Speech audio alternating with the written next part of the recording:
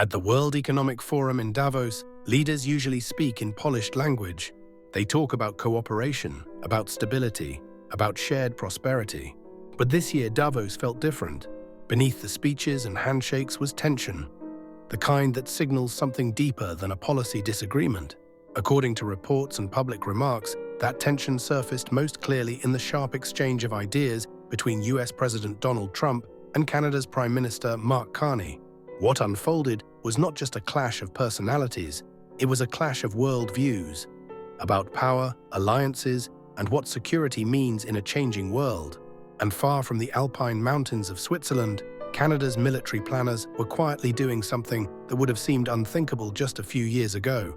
Running drills and simulations focused on sovereignty, Arctic security, and worst-case scenarios. Davos is supposed to be neutral ground. Each January, political leaders, CEOs, and military strategists gather there to discuss the global economy. But according to multiple accounts, this year's forum reflected a world under strain. Trade disputes are no longer abstract, security guarantees are no longer assumed, and alliances once considered unbreakable are being openly re-examined. In this environment, Prime Minister Mark Carney delivered remarks that many observers described as unusually blunt for Davos. He spoke about the fragility of the so-called rules-based international order. He warned that middle powers could no longer assume that traditional institutions and long-standing partnerships would automatically protect their interests. Though he did not name the United States directly, the implication was clear. Economic pressure, tariffs, and strategic leverage had become tools, not exceptions. President Trump's response, delivered shortly afterward, could not have been more different in tone. Where Carney emphasized cooperation and multilateral reform, Trump emphasized power and contribution. He framed global security as something that is paid for, not guaranteed.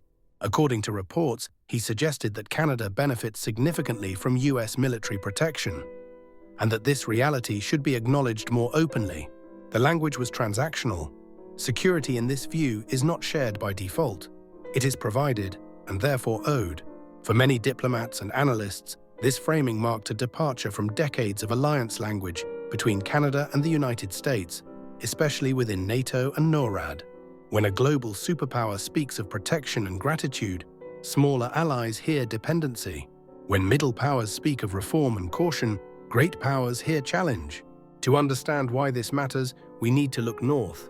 The Arctic is no longer remote. Militarily, Canada's Arctic territory represents sovereignty, resources, and national identity. In recent years, NATO allies have increased their presence in Arctic exercises. This is standard military planning. But what raised eyebrows were reports that Canada's defense planners had modeled scenarios involving pressure from even traditionally friendly nations. Military drills are often misunderstood. They are not predictions, they are stress tests. Canada's participation in Arctic and NATO exercises signals several things at once: commitment to alliance obligations, concern about northern sovereignty, and recognition that geography itself is becoming a strategic factor. The Arctic is vast, it is difficult to patrol, and it is increasingly valuable. When you place the Davos exchange alongside these military preparations, a pattern emerges. This is not about a single argument, it is about a world where assumptions are fading. The clash between Trump and Carney symbolized this shift. One vision emphasizes national leverage and contribution. The other emphasizes shared risk and collective reform. For Canada, the challenge is balance. Canada must maintain its most important bilateral relationship while also asserting sovereignty, not by rejecting alliances, but by no longer assuming they are friction-free. To the rest of the world, Davos sent a message. Middle powers are reassessing, and global order is no longer quietly maintained, it is openly contested. And moments like this, a speech, a response, a drill, take on outsized meaning. The clash at Davos was not about personalities, it was about the future. Canada's military drills and political messaging reflect a sober reality. Security today is not about panic, it is about readiness. And readiness begins with facing uncomfortable truths. This is the world as it is, not as it once was. If you found this breakdown helpful, if it gave you context beyond the headlines, or helped you better understand what's happening behind the scenes, this channel is dedicated to long-form, thoughtful analysis, not noise, not outrage, not clickbait.